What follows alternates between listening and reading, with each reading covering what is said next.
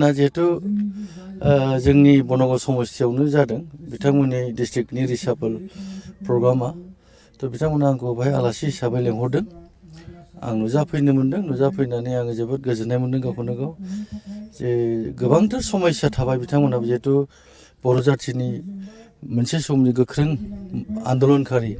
जे गोबाव सम 37 बोसोर आन्दलन खालामना फैनाय थ' बिथांमोना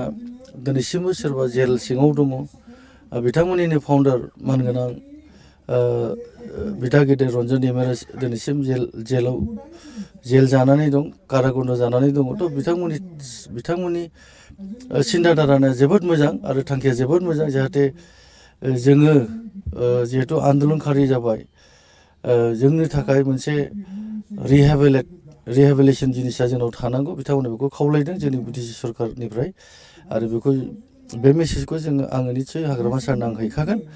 आरो बिथांमोननि साननाय बिथांमोननि थांखिया जाफुंसारनांगौ मानो होनबा बिथांमोना गोबाव सम बर' जाथिनि थाखाय आन्दलन खालामबोबाय थ' बिनि थाखाय दिनै गोबांनो गोग्लैसोनानै दङ बिथांमोननि गेजेराव थ' बिथांमोननि गोग्लैसोनायखौ जों गोजौआव लाबोनांगौ मोजाङाव लाबोनांगौ जों बिटिसि सरकारनिफ्राय बा आसाम गभर्नमेन्टनिफ्राय जों बेखौ नाजागोन आरो आङो सासे एमसिएलए जानानै जोङो बिटिसि सरकारनिफ्राय आङो बेखौ एपिल खालामगोन मानगोनां हाग्रामा सारनिसिम आरो बिथांमोननिफ्रायबो सासे एनडिएफबिनिफ्राय इएम दंखायो जोंनाव प्रेस मुसाहारि दा बिथांनिसिमबो जों खावलायगोन जाहाथे नोंथांमोना जिहेतु मोनसे समाव नोंथाङाबो एनडिएफबिमोन गतिके समस्याफोरखौ जों सलिउसन खालामलांनांगौ नङाबा जेंना जानानै थायोबा गोबांथार खस्थ' मोनो आरो खहा जायो बिथांमोना जिहेतु जाथिनि थाखायसो सेक्रिफाइस खालामदों निस्सय समाधान जानांगौ सल्भ जानांगौ मार्टियार फेमिलि आरो माखासे आद्रा थानाय रिहेबिलिटेसन बारग' एनडिएफबिफोरनि बे समस्याया दासिमबो जोबनो थाङाखै बे बिथिङाव बिटिसि सरकारनिफ्राय माबा राहा लागोन नामा औ जेनेबा थांनाय 2020आव इउपिपिएल सरकारा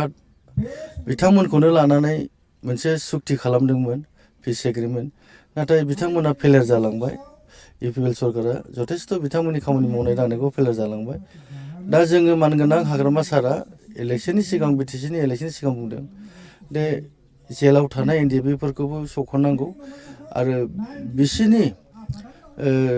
बिटिसिआव समस्या जिहेतु रिहेबिलिटेसन मोननांगौ